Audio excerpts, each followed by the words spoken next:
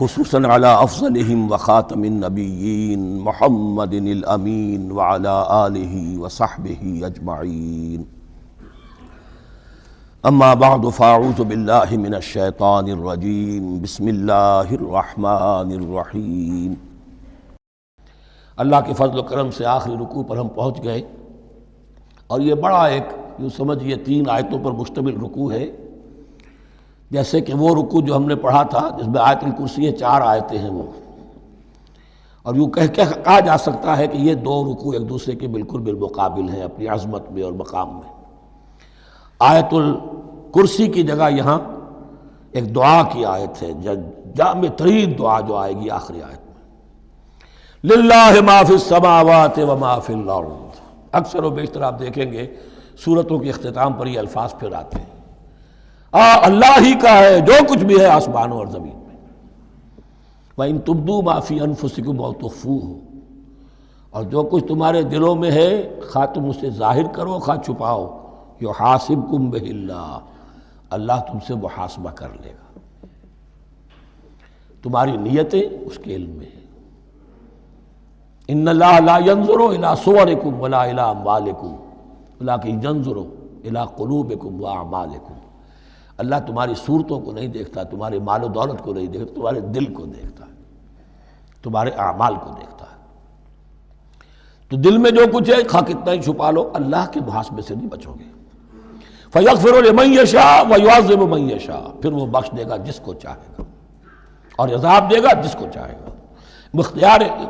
اختیار مطلق اللہ کے ہاتھ میں ہے۔ ہمارے ہاں اہل سنت کا عقیدہ یہی ہے، اللہ پر لازم نہیں ہے کہ وہ نیکوکار کو اس کا جزا ضرور دے اور بدکار کو اس کی سزا ضرور دے۔ اللہ کرے گا ایسا، یہ دوسری بات ہے، لیکن اللہ کی شان اس سے بہت اعلیٰ اور عرفہ ہے کہ اس پر کسی شے کو لازم قرار دیا جائے۔ اس کا اختیار مطلق ہے، مطلق۔ یفعل اللہ ما یرید، یفعل اللہ ما یشاء۔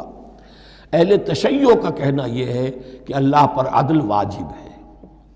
اہل سنت کہتے ہیں اللہ عدل کرے گا، جزا و سزا میں عدل ہوگا، یہ ہم مانتے ہیں، واقعہ ہے، لیکن ہم یہ نہیں کہتے کہ اللہ پر عدل واجب ہے۔ اللہ پر کوئی شے واجب نہیں، بلکہ اللہ نے تو کتب علی نفسہ الرحمہ، اپنے اوپر واجب کیا ہے رحمت کو۔ وجوب کا لفظ جو آتا ہے اللہ پر تو وہ تو رحمت کا ہے، کتب علی نفسہ الرحمہ، اللہ نے اپنی ذات کے اوپر واجب کر لیا رحمت کو۔ واللہ علی کل شیء قدیر، اور اللہ ہر چیز کی قدرت رکھتا ہے۔ آمن الرسول بما انزل الیہ من ربہ والمؤمنون، ایمان لائے رسول صلی اللہ علیہ وسلم اس چیز پر کہ جو نازل کی گئی ان کی جانب ان کے رب کی طرف سے۔ غور طلب بات ہے، یہ بڑا باریک نکتہ ہے۔ نبی پر جب وحی آئی ہے کیسے پہچان لیا کہ یہ بدروح نہیں ہے، یہ جبرائیل ہے؟ آخر کوئی اشتباہ بھی تو ہو سکتا تھا، پہلا تجربہ تھا۔ اس سے پہلے نہ آپ نے کہانت سیکھی، نہ آپ نے کوئی اور اس طرح کی نفسیاتی ایکسرسائزز کی۔ آپ تو کاروباری آدمی تھے، ایک بہت ہی بھرپور زندگی گزار رہے ہیں، اہل و عیال والے ہیں، کاروبار کر رہے ہیں، ہائیسٹ لیول کا کاروبار ہے، تو فطرت جو ہے وہ پہچانتی ہے۔ نبی کی فطرت وہ اتنی پاک اور صاف ہوتی ہے کہ اس کے اوپر کوئی بدروح کا کوئی اثر ہو ہی نہیں سکتا۔ بہرحال ہمارے لیے بڑی تسکین کی بات ہے کہ اللہ تعالیٰ نے رسول کے ایمان کے تذکرے کے ساتھ ہمارے ایمان کا تذکرہ کیا۔ آمن الرسول بما انزل الیہ من ربہ والمؤمنون، ایمان لائے رسول صلی اللہ علیہ وسلم اس چیز پر جو نازل کی گئی ان کی جانب ان کے رب کی طرف سے، اور ایمان لائے صاحب ایمان۔ اللہم ربنا اجعلنا منہم، اللہم ربنا اجعلنا منہم۔ کل آمن باللہ وملائکتہ وکتبہ ورسلہ، یہ دوسرا مقام ہے سورہ بقرہ کے اندر جس میں ایمان کے جو اجزاء ہیں ان کو گنا گیا ہے۔ کچھ یاد ہے آیت البر، لیس البر ان تولوا وجوہکم قبل المشرق والمغرب ولکن البر من آمن باللہ والیوم الآخر والملائکۃ والکتاب والنبیین۔ یہاں بھی اسی طرح ہے، کل آمن باللہ وملائکتہ وکتبہ ورسلہ لا نفرق بین احد من رسلہ، اور یہ تیسری مرتبہ بات آ گئی ہے کہ رسولوں کے درمیان کوئی تفریق نہیں کی جائے گی۔ کہاں؟ پہلے تو آیا تھا 16ویں رکوع میں لا نفرق بین احد منہم ونحن له مسلمون، اور اس سے بھی پہلے آیا تھا والذین یؤمنون بما انزل الیک وما انزل من قبلک، وہ لوگ جو ایمان رکھتے ہیں اس پر بھی جو ہے نبی آپ پر نازل کیا گیا اور اس پر بھی جو آپ سے پہلے نازل کیا گیا۔ لا نفرق بین احد من رسلہ، ہم اس کے رسولوں میں سے کسی کے مابین کوئی تفریق نہیں کرتے۔ تفضیل اسی صورت میں ثابت ہے، تلک الرسل فضلنا بعضهم علی بعض منهم من کلم اللہ ورفع بعضهم درجات وقالوا سمعنا واطعنا، وہی بات کہ جو کہی گئی تھی جب ان سے کہا گیا تھا واسمعوا، کیا کہا تھا انہوں نے؟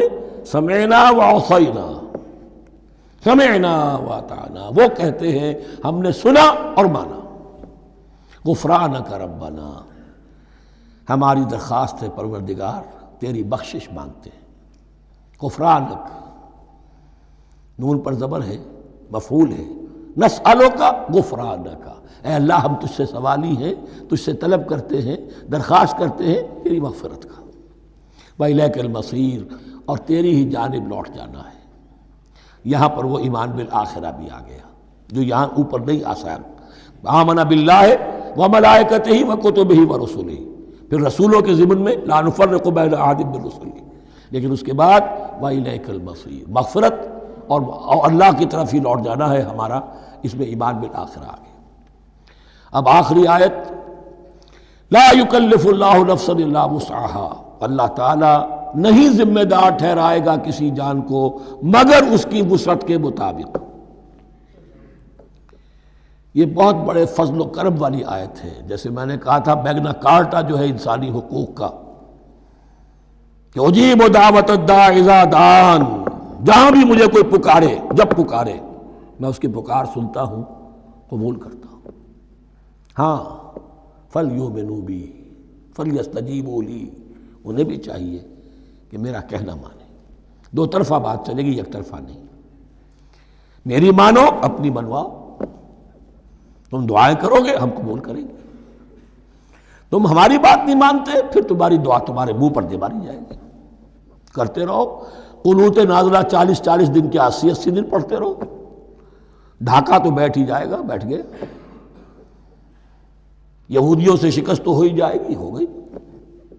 کرتے رہو، حرمین میں پڑھتے رہو قنوت نازلہ، مکے میں پڑھو، مدینے میں پڑھو، پوری دنیا میں پڑھو۔ اللہ کو پیٹھ دکھائی ہوئی ہے، اس کے دین کو پاؤں تلے روندا ہوا ہے، اللہ کے باغیوں سے دوستی ہے۔ کسی نے قبلہ ماسکو کو بنایا تھا اور کسی نے واشنگٹن کو بنایا تھا، تمہاری دعائیں کیسے قبول ہوں؟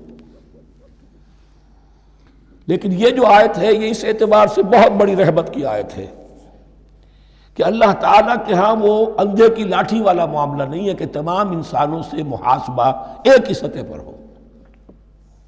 اللہ جانتا ہے کس کی کتنی وسعت ہے، اور وسعت کن چیزوں سے بنتی ہے۔ آپ کو کوئی اور جین ملے ہیں، مجھے کوئی اور جین ملے ہیں، انہیں کوئی اور جین ملے ہیں، یہ جینز، ان جینز کی اپنی اپنی خصوصیات ہیں، خصائص ہیں، پراپرٹیز ہیں، لیمیٹیشنز ہیں۔ آپ کو کوئی اور ماحول ملا، اسے کوئی اور ماحول ملا، اسے کوئی اور ماحول ملا، تو hereditary factors multiplied by environmental factors, ان دونوں سے ایک شخصیت کا ہیولہ بنتا ہے انسان کا، جس کو پیٹرن کہتے ہیں ہمارے مستری لوگ۔ جب لوہے کا کوئی شے جو ہے ڈھالنی ہے تو اس کے لیے پہلے مٹی کا یا لکڑی کا ایک پیٹرن بناتے ہیں، انگریزی میں پیٹرن ہے، وہ پیٹرن کہتے ہیں ہمارے مستری لوگ۔ اب آپ لوہا جو ہے اس کو جب اسے کر لیں گے، مائع بنا لیں گے، گلا لیں گے، پھر اس میں ڈالیں گے، وہی شکل ہو جائے گی۔ یہ شاکلہ ہے ہر انسان کا جو بن جاتا ہے۔ قُلْ كُلٌّ يَعْمَلُ عَلَى شَاكِلَتِهِ فَرَبُّكُمْ أَعْلَمُ بِمَنْ هُوَ أَهْدَىٰ سَبِيلًا۔ اس شاکلہ کے اندر اندر آپ کو محنت کرنی ہے۔ اللہ جانتا ہے کس کا شاکلہ وسیع تھا، کس کا شاکلہ تنگ تھا، کس کے جینز اعلیٰ تھے، کس کے جینز ادنا تھے، کس کے ہاں ذہانت زیادہ تھی، کس کے ہاں جسمانی قوت زیادہ تھی۔ جو بھی کچھ اس نے دیا ہے، جس کو وہاں ہم نے رکھا اس کو وہاں رکھا، اس نے وہاں تعلیم پائی، اس نے یہاں تعلیم پائی، جو بھی انوائرمنٹل فیکٹرز آئے ہیں، جو بھی جینیٹک فیکٹرز آئے ہیں، سب اللہ کے علم میں ہے۔ ان سب کو ملحوظ رکھ کے اللہ حساب لے گا۔ جو شاکلہ ہم نے تمہیں دیا تھا اس میں تم نے کیا کیا؟ ایک شخص کے اندر فرض کیجئے استعداد ہی ہے 20 درجے کی استعداد ہے، اس نے فرض کیجئے 18 درجے کام کر دیا، کامیاب ہو گیا۔ کسی میں استعداد 100 درجے کی تھی، اس نے 50 درجے کیا، ناکام ہو گیا۔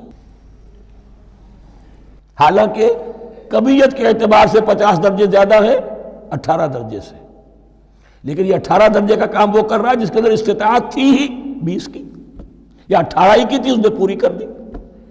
اور 50 درجے والا وہ جس کو اللہ نے دے رکھی تھی 1000 کی استطاعت، اس کا وہ 50 بیکار ہو گیا۔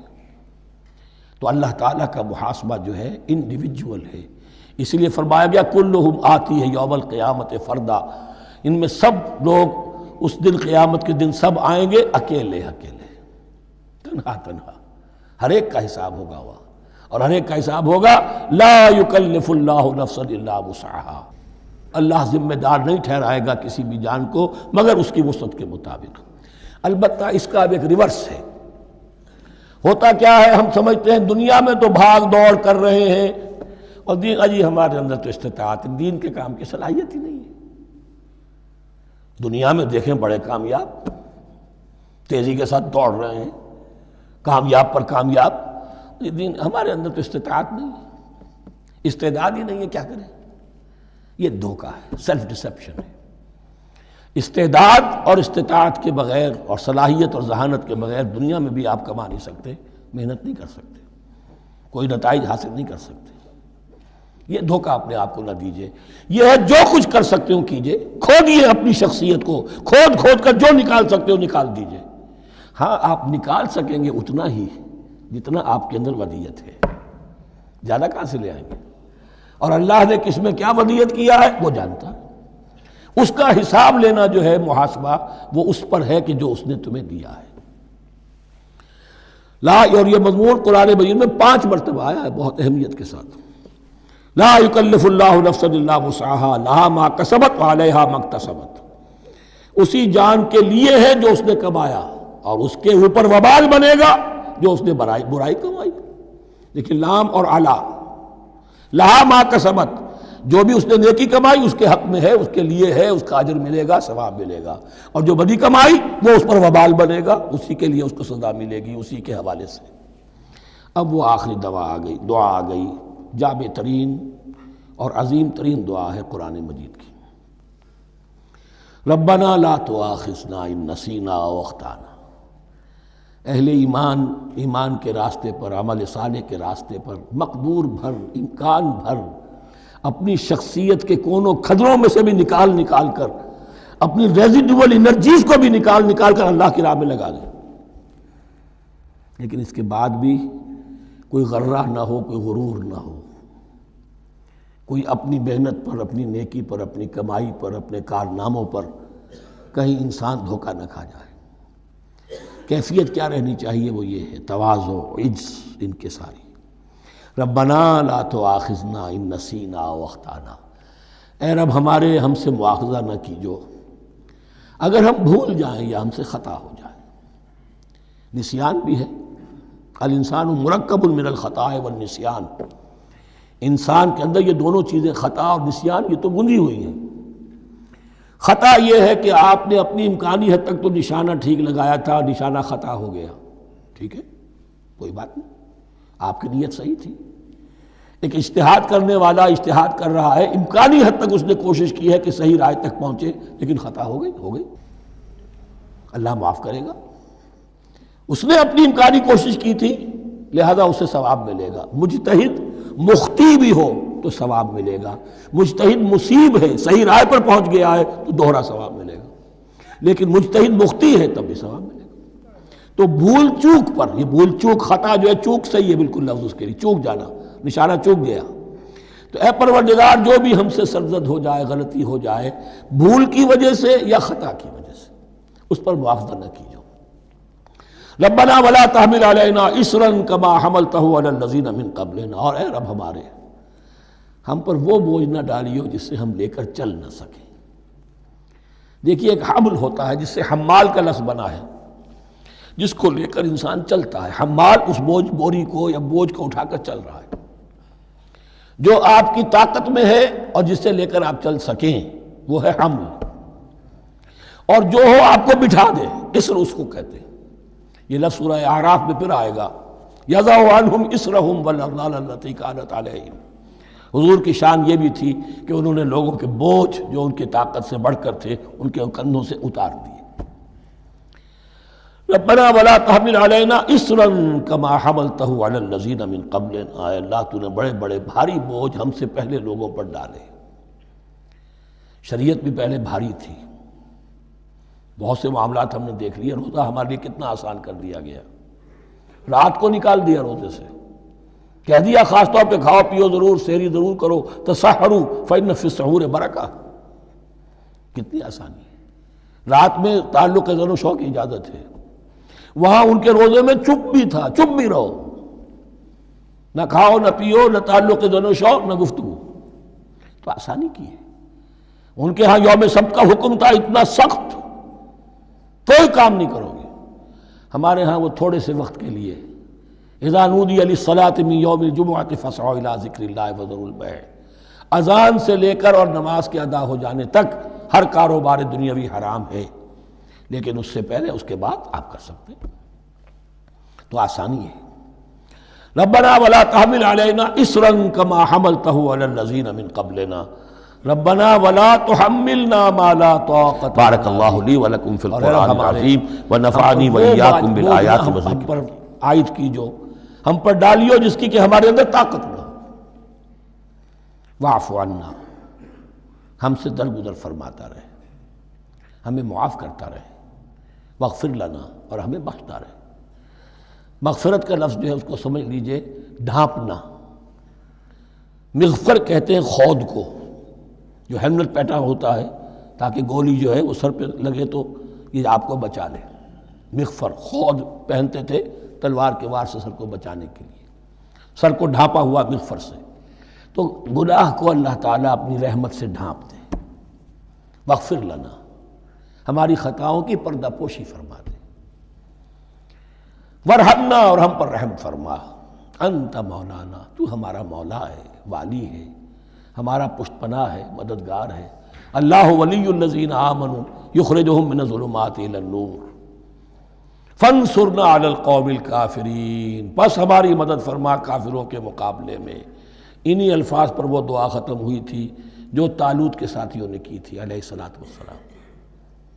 اصل میں یہ دعا اب تلقین کی جا رہی ہے، مرحلہ سخت آ رہا ہے، مرحلہ سخت ہے اور جان عزیز، تاب لاتے ہی بنے گی غالب۔ اب وہ مرحلہ آ رہا ہے، اس کے لیے تیار ہو جاؤ۔ یہ سارا حصہ جو ہے در حقیقت یہ تمہید ہے غزوہ بدر کی۔ بارک اللہ لی ولکم فی القرآن العظیم ونفعنی وإیاکم بالآیات والذکر الحکیم۔